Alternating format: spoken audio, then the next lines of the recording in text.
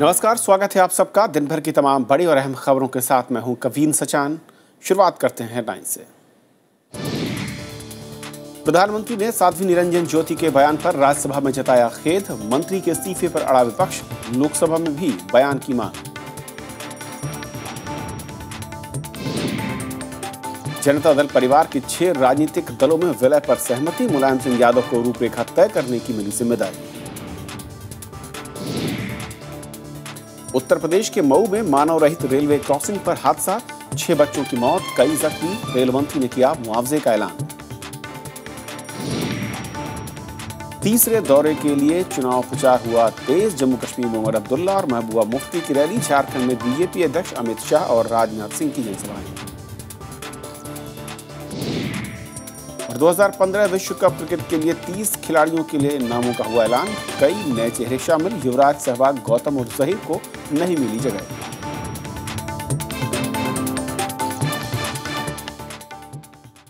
और आइए देखते हैं आज की हमारी पहली खबर। केंद्रीय मंत्री निरंजन ज्योति के बयान पर राज्यसभा में तीसरे दिन भी अवरोध जारी रहा। गतिरोध को खत्म करने के लिए प्रधानमंत्री नरेंद्र मोदी ने राज्यसभा में बयान तो दिया और मंत्री के बयान की निंदा की और विपक्ष से सदन चलने का अनुरोध भी किया, लेकिन विपक्ष मंत्री के इस्तीफे की मांग पर कायम रहा। गतिरोध खत्म करने के लिए प्रधानमंत्री नरेंद्र मोदी ने 11:19 पर राज्यसभा में बयान दिया। उन्होंने केंद्रीय मंत्री निरंजन ज्योति के बयान को सिरे से खारिज कर दिया। साथ ही ऐसी भाषा से बचने की नसीहत भी दी। प्रधानमंत्री ने सदन से निरंजन ज्योति की माफी स्वीकार करने की गुजारिश की। मैं सदन से आग्रह करूंगा, मैं प्रार्थना करूंगा कि जब मंत्री से ने क्षमा मांगी है और हम सबके लिए एक संदेश भी है, आगे से हम भी सभी लोग इन सारे डूज एंड डोंट्स के विषय में कोई मर्यादाएं न तोड़ें। और मैं सदन से आग्रह करूंगा कि हम देश हित में अपने कार्य को और आगे बढ़ाएं। प्रधानमंत्री की अपील के बावजूद राज्यसभा में विपक्ष मंत्री को बर्खास्त करने की मांग पर अड़ा रहा। कि संविधान का सम्मान बनाने के लिए आपको इस पे कड़ी कार्रवाई करनी चाहिए। मंत्री को माफी मांगने का मतलब है गुनाह किया, गुनाह के चलते हुए वो हमारे संविधान का उल्लंघन किया। प्रधानमंत्री जी बराबर कहते हैं कि सबका साथ सबका विकास, लेकिन पार्टी के जो लोग बाहर हैं वो रोज, अच्छे दिन की बात छोड़िए, वो रोज ऐसी बात करते हैं कि समाज में तनाव और विग्रह बढ़े। वित्त मंत्री अरुण जेटली और संसदीय कार्य मंत्री वेंकैया नायडू ने भी विपक्षी सदस्यों को समझाने की कोशिश की, लेकिन नाकाम रहे। इस दौरान विपक्षी सदस्य कई बार आसन के बीचों बीच आ गए और भोजन अवकाश से पहले सदन की कार्यवाही 4 बार स्थगित करनी पड़ी। Very sad state of affairs. House is adjourned till 2 p.m. 2 बजे सदन की कार्यवाही शुरू होने पर भी अवरोध जारी रहा। इस वजह से सदन की कार्यवाही पहले 30 मिनट और फिर दिन भर के लिए स्थगित करनी पड़ी। कृति मिश्रा, राज्यसभा टीवी। और इस मसले पर और बातचीत करेंगे। हमारे साथ मौजूद आलोक मेहता साहब, जो कि वरिष्ठ पत्रकार हैं। सर, जिस तरीके का माहौल राज्यसभा में रहा है, प्रधानमंत्री को आना पड़ा बयान देने के लिए, उसके बावजूद विपक्ष अभी भी अपनी मांग पर कायम है, यानी कि इस्तीफे को लेकर। अब सवाल यह है कि यहाँ से रास्ता जाएगा किधर, आगे होगा क्या? देखिए, आगे रास्ता तो निकलता है। मुझे लगता है कि एक भावना जो प्रकट की जाती है डेमोक्रेसी में, आप देखें कि पुराने ऐसे अनुभव रहे। संसद में शंकर दयाल शर्मा थे और राजीव गांधी की, मतलब उनके ही एक तरह से लोग थे, वो जूनियर उनसे रहे हैं। और कानून मंत्री ने कुछ ऐसी बातें कह दी जिससे वो बहुत खुद दुखी हो गए थे, उस सदन से उठ के चले गए थे, खुद रोने लगे थे। तो आज भी जैसे उपराष्ट्रपति जी ने भी जिस तरह से भावना व्यक्त की कि बहुत सैड अफेयर है, ये सही। जब इस तरह के दृश्य होते हैं तो दुख भी होता है, लेकिन जिस तरह से वक्तव्य दिया गया, और आपने वैसे रिपोर्ट में कहा कि निंदा की गई, लेकिन प्रधानमंत्री ने भी निंदा नहीं की। प्रधानमंत्री ने खाली उसको अनुचित बताया। राहुल गांधी ने भी खाली ये कहा था कि भाई गलती हुई है। अभी तक जो एक मांग जिस पर विपक्ष थोड़ा ज़्यादा अड़ा हुआ है कि भाई उन पर कार्रवाई होनी चाहिए, कोई ना कोई कार्रवाई होनी चाहिए, एक्शन होना चाहिए। मुझे लगता है कि शायद ये तो एथिक्स कमेटी को सौंप दिया था कि भाई इस पे क्या हो सकता है, जबकि संसद में ये गुनाह हुआ नहीं है, इसलिए बाहर हुआ है। इसलिए संकट तो है उसमें। खाली यही है जो प्रधानमंत्री ने बड़ा भावुकतापूर्ण बयान दिया, उसकी तारीफ की जानी चाहिए कि उन्होंने एक तरह से अपने कहा कि आप बहुत वरिष्ठ हैं और माफ़ कर दीजिए, चूँकि वो नहीं हैं। लेकिन सवाल यही उठता है हो तो जाएगा, मुझे लगता है कि अगले दिनों में कहीं न कहीं सभापति समझा देंगे और उसके बाद संसद की कार्रवाई चलने लगेगी। लेकिन इसके साथ सबसे बड़ी बात यह है कि यदि आप सांसद को छूट दे दें या मंत्री को छूट दे दें, तो मैं और आप यदि वही बात बोल रहे हो या कोई समाज में कोई और व्यक्ति कहीं भड़काऊ भाषण दे रहा हो, तो वो भी कहेगा कि मैंने माफ़ी मांग ली। तो ये एक बहुत कड़ा, हाँ, इसलिए मुझे लगता है कि संसद में इस पर बहस होना, इस पर चर्चा होना, और दूसरी तरफ ये कहना कि भाई चूंकि वो किस वर्ग से आई हैं साध्वी जी, इसलिए ऐसा बोलने का उनको हक, वो भी गलत है। क्योंकि आप किसी वर्ग के आधार पर नहीं हो सकता बयान, बिल्कुल, क्योंकि वो उच्च वर्ग का भी कोई व्यक्ति है, वो भी ऐसी गलत बात कहेगा, है वो गलत, सबसे बड़ी गलत है। और ये संदेश मुझे लगता है कि संसद में जो सभी विपक्ष की दल, और वैसे तो खुद प्रधानमंत्री ने माना कि ऐसा नहीं होना चाहिए, मर्यादा को निभाना चाहिए और गतिरोध को दूर करने की इच्छा दोनों सदनों में व्यक्त की। लेकिन आप देखिए, लोकसभा में कार्रवाई चल रही है, यहाँ भी ये संभव था या तो कुछ अपना काम करते रहे, लेकिन चूंकि ज़्यादा आवेश दिखाई देता है और आवेश भी, लोगों में नाराजगी भी ज़्यादा दिखाई देती है, नंबर भी ज़्यादा है, इसलिए थोड़ा गतिरोध बढ़ गया है। अब आलोक जी, क्योंकि विपक्ष लगातार ये कह रहा है कि इस्तीफा चाहिए, ऐसे अगर मैं पहले की वाक़ियों की याद करूं, क्योंकि आप लंबे अरसे से संसद को देखते आ रहे हैं, कवर कर रहे हैं, क्या वाकई कभी ऐसा दिखता है कि विपक्ष के दबाव के चलते किसी मंत्री को सरकार ने हटाया हो, या फिर आमतौर पर मामला ये है कि कोई मौके के सेफ, मैं कहूँ पैसेज की एक बात होगी जहाँ पर विपक्ष को भी मौका मिल जाए कि वो अपने स्टैंड को बदले और सरकार को भी एक मिले कि भाई आगे कोई रास्ता निकलता दिखे? देखिए, इस पर मुझे लगता है कि मंत्री की तरफ से वैसे ठीक है, उन्होंने खेद व्यक्त कर दिया जैसा कहा गया, लेकिन मुझे लगता है कि सबसे ज़्यादा नाराज़गी इसी वजह से है कि जिनका दोष है वो भी उस तरह से नहीं सामने प्रकट हो रहा है, वो खाली औपचारिकता पूरी हो रही है। और ये जो आपने कहा पुराने अनुभव के आधार पर कहें, तो एक बार के तिवारी एक मंत्री थे राजीव गांधी कैबिनेट में ही, और तब उन्होंने राष्ट्रपति जी को लेकर, उस समय तत्कालीन जेल सिंह को लेकर कुछ टिप्पणी की थी, तो ये स्थिति आ गई थी कि भाई आप इनको या तो हटा दीजिए, नहीं तो मैं फिर बिल्कुल बहुत ज़्यादा टकराव हो सकता है। तो इस पर भी मुझे ऐसा लगता है कि प्रतिपक्ष एक और कदम उठा सकता है, वो राष्ट्रपति से आग्रह करे। यदि सरकार नहीं मान रही है तो वो एक, वैसे तो उपराष्ट्रपति भी उसके लिए सक्षम है, उनके पास सदन के सभापति के नाते भी, लेकिन मुझे लगता है कि ऐसे जब गंभीर अपराध की घटना हो और ये मिसाल आगे के लिए न बने।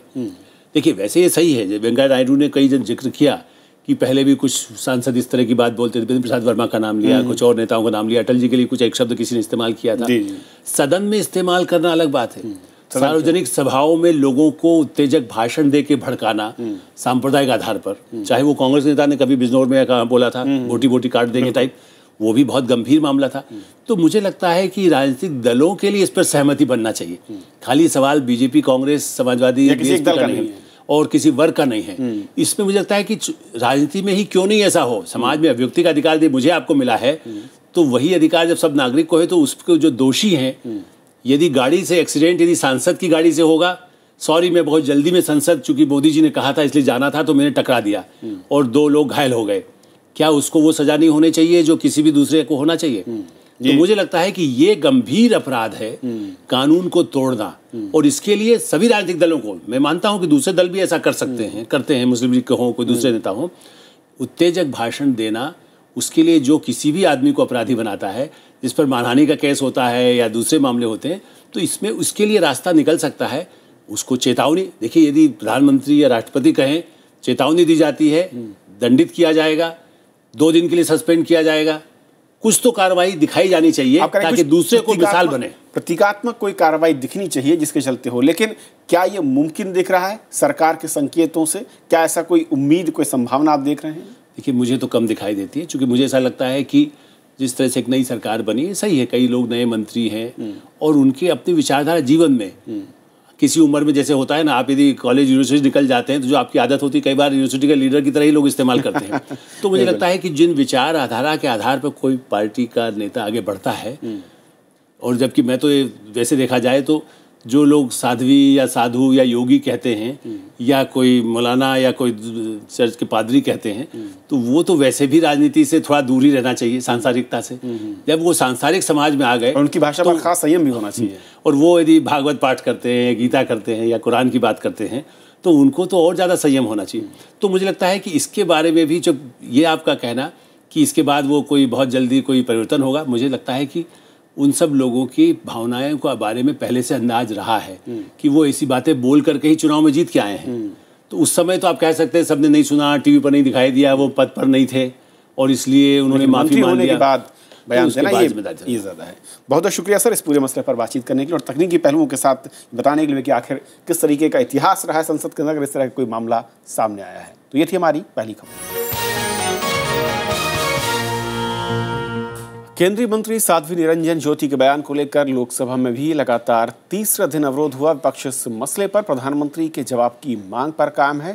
कांग्रेस का आरोप है कि सरकार विपक्ष को दबाना चाहती है। लोकसभा में गुरुवार को विपक्षी दल साध्वी निरंजन ज्योति के बयान पर प्रधानमंत्री का जवाब चाहते थे। इस वजह से प्रश्नकाल नहीं चल पाया।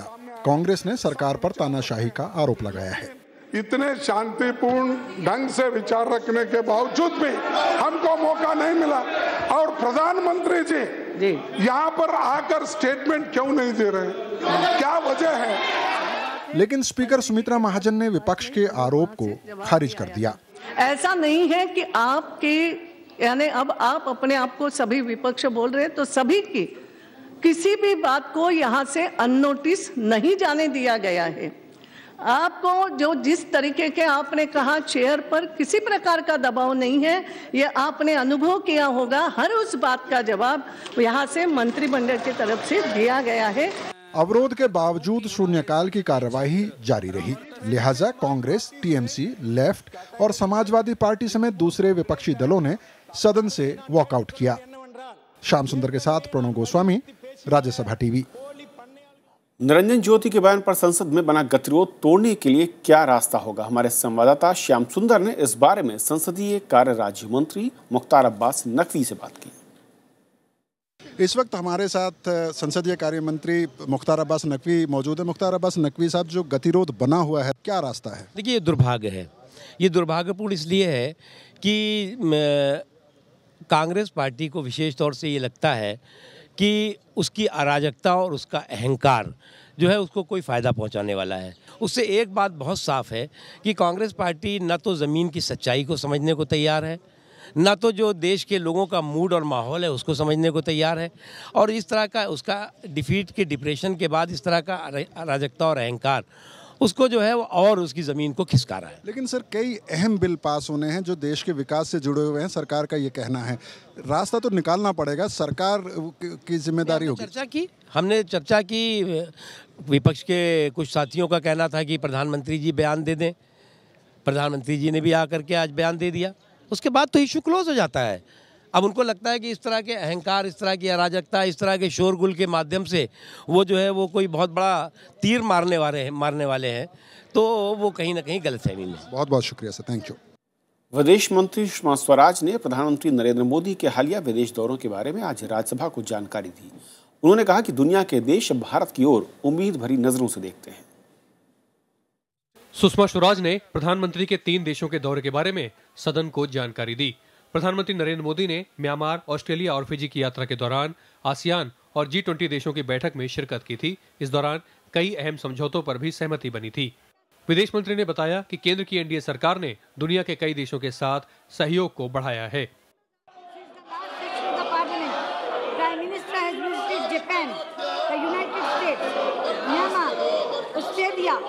Fiji and Nepal.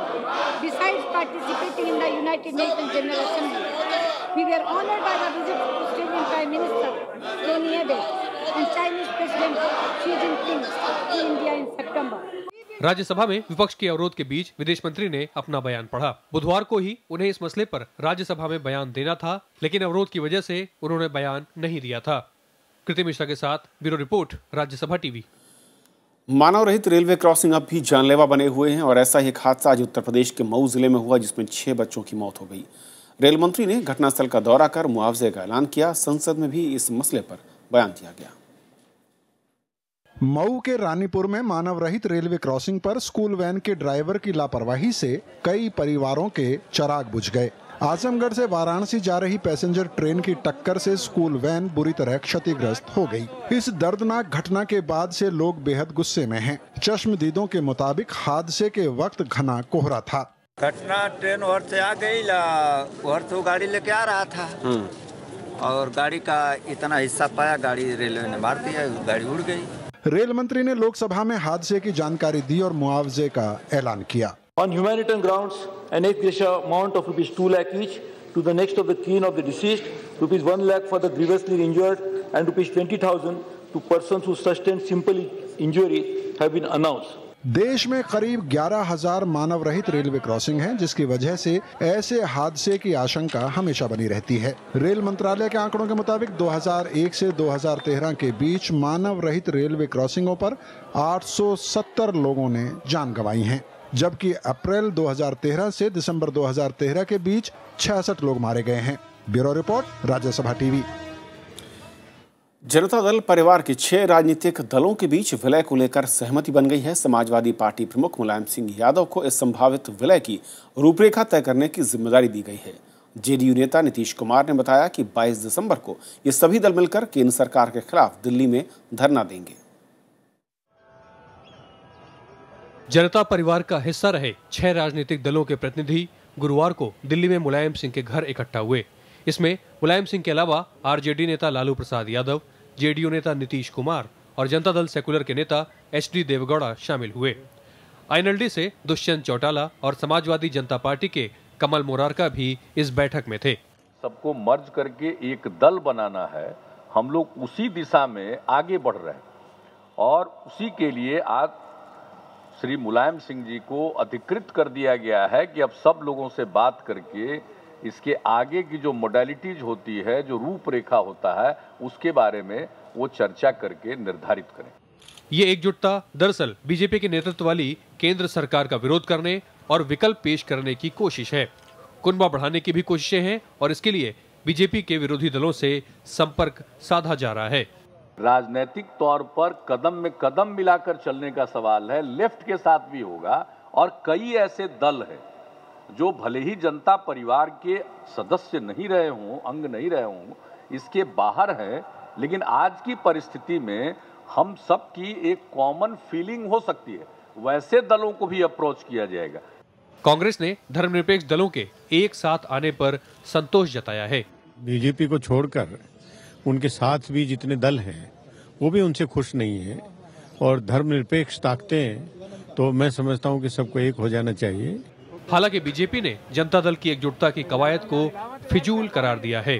No, but this is Janata Dal's in DNA. What can you help and what can you do? They come together to get split again. 11 अक्टूबर 1988 को जनता पार्टी, लोक दल और जन मोर्चा के विलय के बाद जनता दल का गठन हुआ था।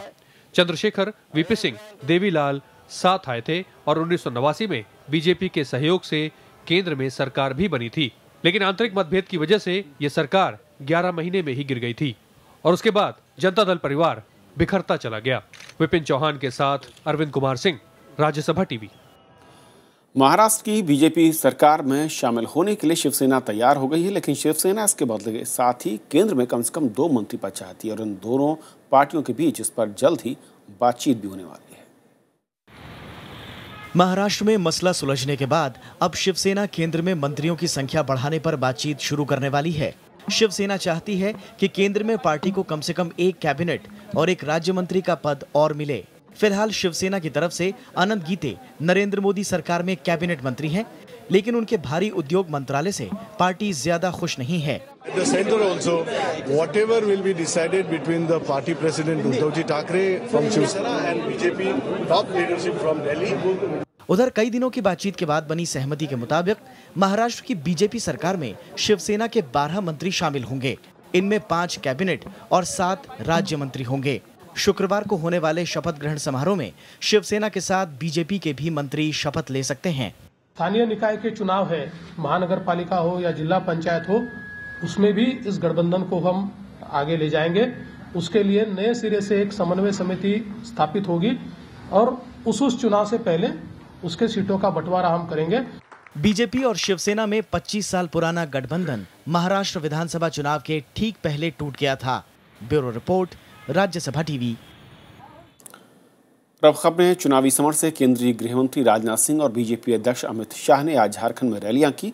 अमित शाह ने कोयला खदानों के मुद्दे पर कांग्रेस और विपक्षी दलों पर जमकर निशाना साधा, तो वहीं राजनाथ सिंह ने विदेशों में जमा काले धन को वापस लाने के लिए गंभीर पहल करने का दावा किया।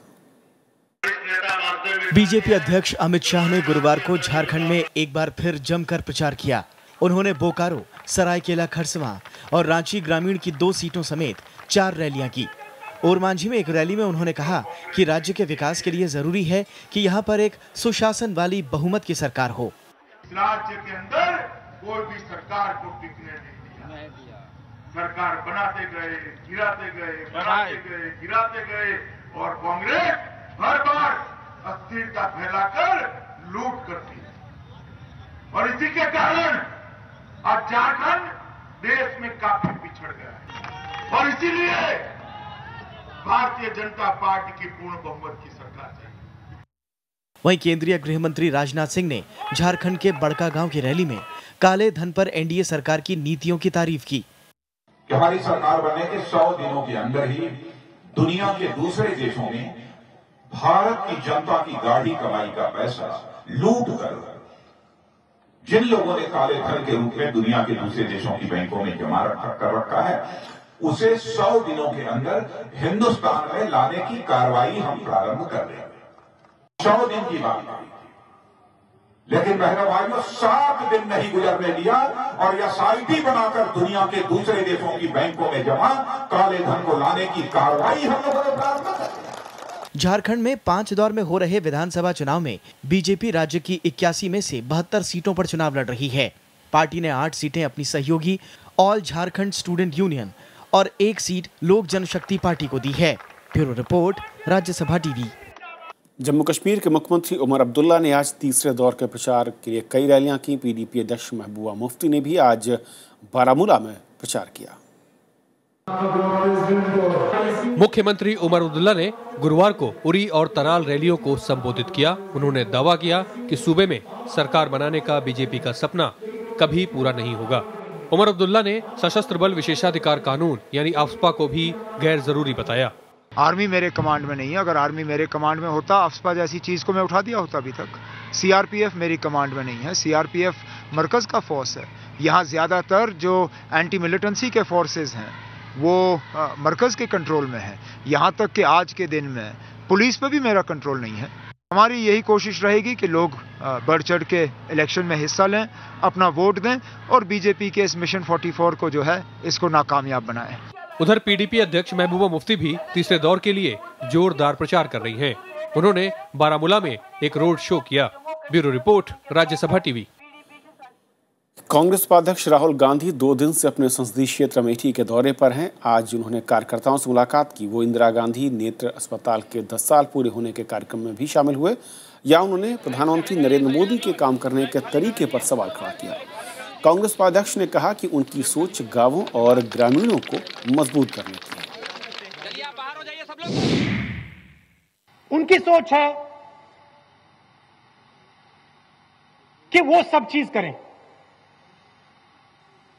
सबकी सब शक्ति उनके हाथ में हो